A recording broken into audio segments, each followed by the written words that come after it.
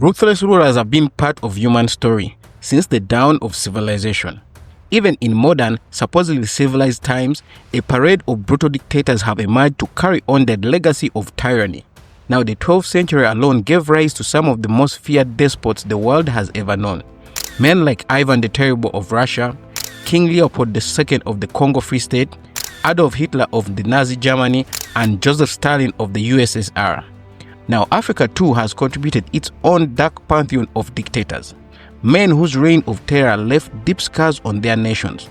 Among them were Mobutu Sese Seko of Zaire, Malawi's Kamuzu Banda, and the infamous Idi Amin Dada of Uganda.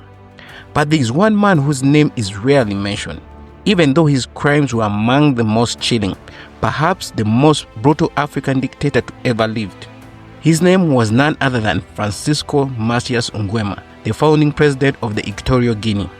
Little is known about him outside the region, yet his rule was soaked in blood and fear.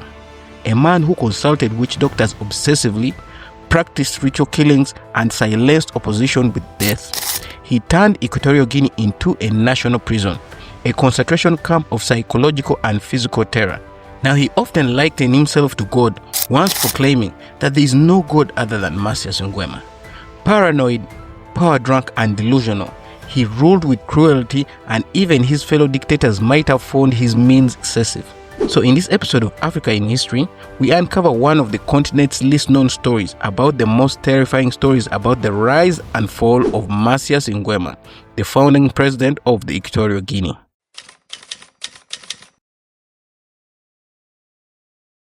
Now, Francisco Macías Nguema was born on January 1st, 1924 in the village of Zangayong in Spanish Guinea, which is now known as Equatorial Guinea. His full birth name was Mesme Nguema, but later he adopted the name of Francisco Macías Nguema after his rise to prominence. He came from a rural, largely impoverished background, and his family was part of the Fang ethnic group, one of the largest ethnic groups in the region. Macias was born in a family with traditional ties to the African customs of the Fang, but his life would later take a different path due to his political and ideological beliefs. Now, Macias' early life was marked by hardship and loss. His father, a local chief, was allegedly killed by a colonial administrator when Francisco was very young. That event left a deep scar on him and greatly influenced his later views on colonialism and European powers.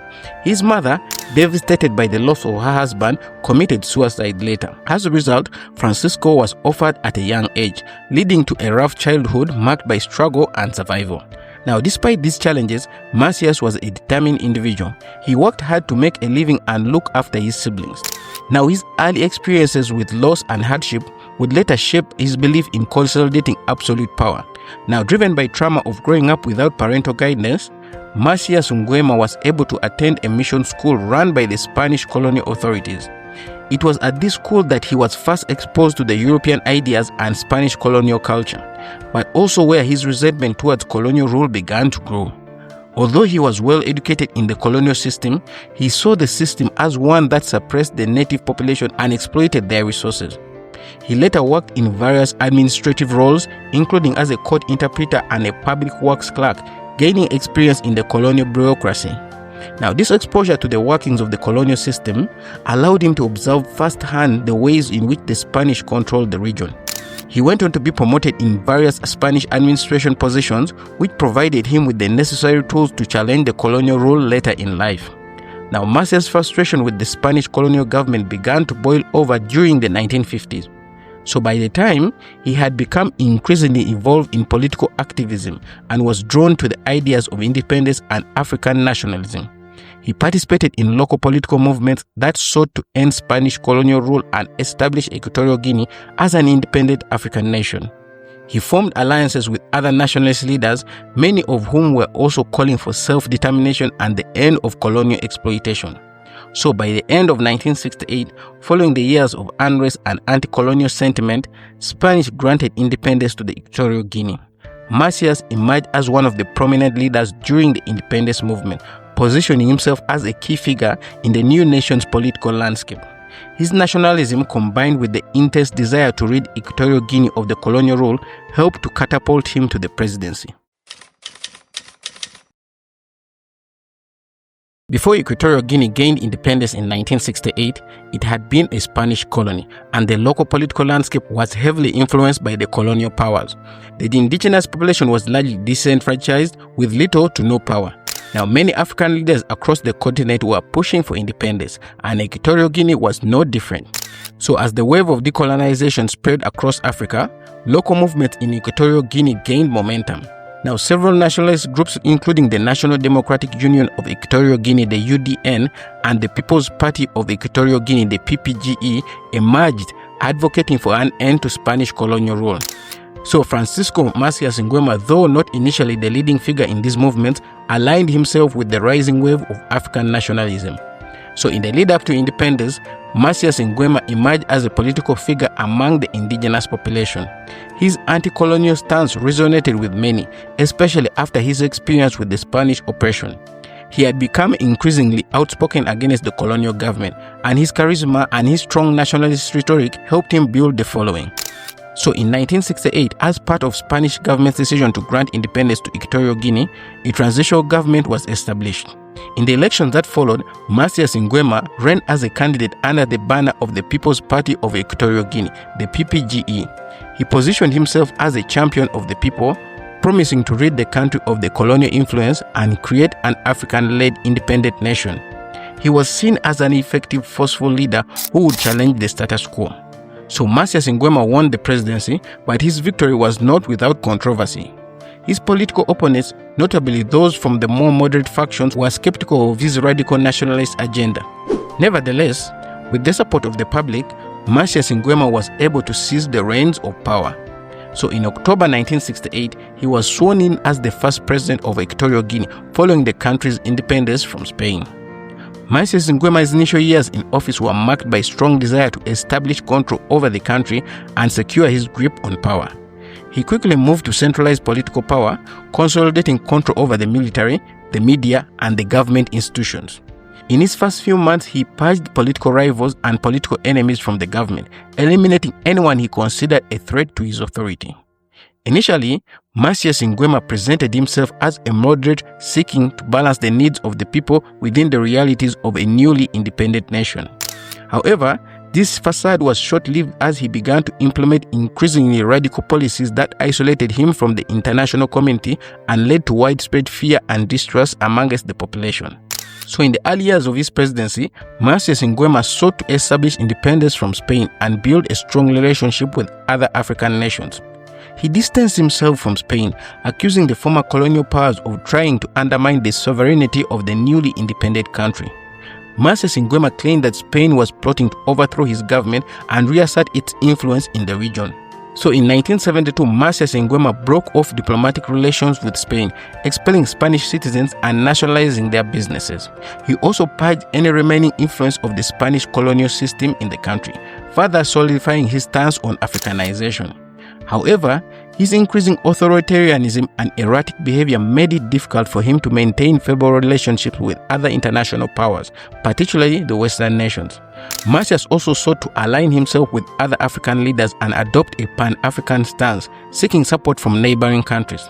Now, despite his rhetoric, many African leaders were hesitant to fully embrace Macias due to his growing reputation as a dictator. So Macias began to build a cult of personality soon after taking office.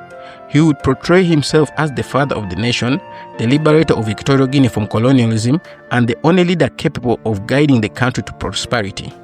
Now, this narrative was carefully grafted through government propaganda, including the widespread use of his image on posters, coins, and government buildings.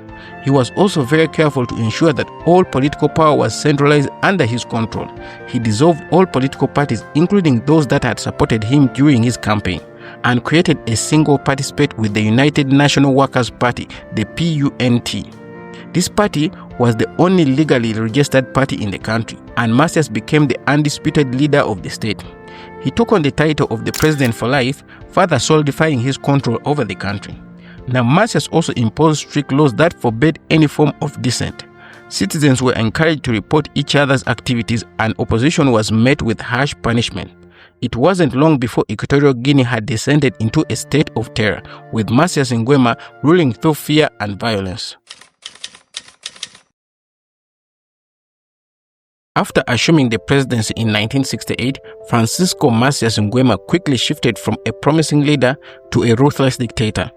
His leadership was characterized by a series of increasingly harsh and oppressive measures aimed at maintaining and consolidating his grip on power. Macias initially presented himself as a reformist and nationalist figure, but his authoritarian tendencies soon became apparent. He used the newly established United National Workers' Party, the PUNT, as a vehicle to suppress all forms of political opposition. Macias declared himself as president for life in 1972, an indication of his growing authoritarianism. He dissolved all political parties and effectively dismantled any democratic processes that could challenge his authority. Macias was quick to purge anyone he saw as a political threat to his authority, regardless of their political affiliations. He used a combination of political assassinations, imprisonment, and forced disarmament to eliminate any rival. High-ranking officials in the government, military, and even former nationalist leaders were arrested and executed on charges of treason, all plotting to overthrow him. Macias even turned on his own allies from the independence movement. In 1971, he executed Luis Sanfins, a leader of the rival political party and a former ally. The executions became routine, and by the mid-1970s, Macias had created a climate of fear where anyone who spoke out against him risked being accused of disloyalty and punished accordingly. Now, this systematic purging of oppositions extended to his own family members and close associates. In an effort to further solidify his control, Macias Nguema cultivated a cult of personality that placed him at the center of the nation's political and cultural life. His image was omnipresent in all public spaces. His portrait was adorned on government buildings, schools, currency, and even on billboards. Macias presented himself as the father of the nation, often calling himself the unique one, positioning himself as a singular force behind Equatorial Guinea's liberation and progress. He manipulated the state-run media to propagate his ideology, presenting himself as a savior who would lead the country to prosperity. Schools were used to indoctrinate children into loyalty to Macias, and the government introduced rituals of homage where citizens were required to bow before his image. His speeches were mandatory, and public expression of loyalty became essential to avoid suspicion of reprisal. The military played a crucial role in maintaining Macias's rule. He made significant efforts to ensure that the military was loyal to him personally rather than to the nation. Now, this was done by providing military leaders with privileges and promoting those who were most loyal to his regime. However, Macias also instilled fear and suspicion within the military ranks, further reinforcing his control. He also took extreme measures to keep the military under control by making it an instrument of his personal power. Military officers were frequently replaced or purged if they were suspected of being disloyal. Macias often rewarded military personnel with land, wealth, and even foreign aid to ensure their loyalty. He also utilized the military to suppress any form of dissent, and anyone who voiced opposition was at risk of being executed or imprisoned. Now, Macias' authoritarian rule extended into all aspects of the life in Equatorial Guinea, including the economy and the social systems. The country, though rich in natural resources like oil and timber, faced severe economic stagnation under Macias' leadership. His government nationalized foreign businesses and industries, which led to a steep decline in productivity and economic output. Now, the former colonial structures were dismantled without sufficient planning for a stable alternative. This resulted in widespread poverty, with inflation skyrocketing and many other people losing their jobs as businesses were shuttered. The government seized land from foreign nationals and local elites, but this led to a breakdown in the agricultural sector. Food shortages became common, and the living standards for the majority of the citizens were plummeted. Macias also imposed strict economic controls, including food rationing, and frequently intervened in market prices. He introduced programs of self-reliance, encouraging the population to produce their own goods and rely less on foreign imports. These programs were often poorly managed and led to further shortages, contributing to an atmosphere of desperation and hardship. Now, social control mechanisms were equally oppressive. Macias imposed harsh laws on everything from behavior to religious practices. He discouraged Catholicism, despite the fact that many of his countrymen were devout Catholics, and promoted African traditional religions, viewing them as more authentically African. Now, religious leaders who spoke out were persecuted, and in 1975, Macias expelled all foreign missionaries from the country. One of the key tactics Macias employed to maintain control over Equatorial Guinea was the pervasive use of fear and terror. He established a secret police force known as the Black Beach, named after the notorious prison facilities where detainees were kept. The Black Beach were responsible for arresting, torturing, and executing those accused of being disloyal to the regime. Macias also made extensive use of militias to root out perceived threats. Ordinarily, citizens were encouraged to spy on their neighbors and report any suspicious activities, fostering a climate of distrust and paranoia. Now, public executions were carried out to demonstrate the consequences of defying Macias, and the regime maintained strict censorship of all forms of media. The constant surveillance and oppressive tactics were ensured that few people dared to challenge Macias' rule openly. Now, Macias' authoritarian regime was marked by his increasingly isolation from the international community. His erratic behavior and harsh policies led to diplomatic tensions with former colonial powers, especially Spain and the Western nations. Now, Macias' decision to expel the Spanish nationals and nationalize their property in the early 1970s worsened relations with Europe. He also took a step to distance himself from the Western Bloc by aligning more with socialist and communist countries, though his radical nationalism made him a somewhat unrealistic partner for both sides. Equatorial Guinea's diplomatic relations with neighboring African nations were equally strained, as many leaders disapproved of Macias' dictatorial style. However, Macias remained unwavering in his belief, and his regime was the only true representative of African independence and sovereignty.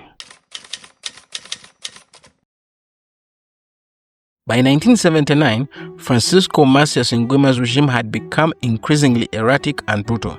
His paranoia intensified, leading to execution of close associates and even his own family members. Now, notably, he ordered the execution of several relatives, including a brother of his own nephew, Teodoro Obiang Nguema Basogo. On August 3, 1979, Teodoro Obiang Nguema Basogo, then the Vice Minister of the Armed Forces and Macias' nephew, led a military coup to overthrow the dictator. The coup was largely bloodless, as Macias' forces were demoralized and often had little resistance. After the coup, Macias fled into the jungles of Rio Muni, so he was captured on August 18, 1979, reportedly found by an old woman while sitting under a tree, exhausted and delirious. Now, Macias was tried by a special military tribunal on charges including genocide, mass murder, embezzlement of public funds, treason, and systematic human rights violations. Now, the tribunal found him guilty, sentencing him to death by 101 counts. On September 29, 1979, Francisco Macías Nguema and 6 of his close associates were executed by firing squad at the Black Beach prison in Malabo. Now, due to fears among local soldiers of retribution from Macias' spirits, Moroccan troops were brought into the country to carry out the execution. Now, the legacy of Francisco Macías Nguema remains a sober chapter in Equatorial Guinea's history. Now, his brutal dictatorship resulted into widespread atrocities, economic collapse, and international isolation. The subsequent regime under Teodoro Obiang, while bringing some stability and economic growth, has faced its own criticism regarding authoritarianism and human rights violations. The country's journey reflects the complex challenges of post-colonial governance and the ongoing struggle for democratic reforms and equitable development. So if you found this video informative and engaging, don't forget to give it a like, share, and subscribe to help the channel grow. This has been Regan for Africa in History, and see you in another video.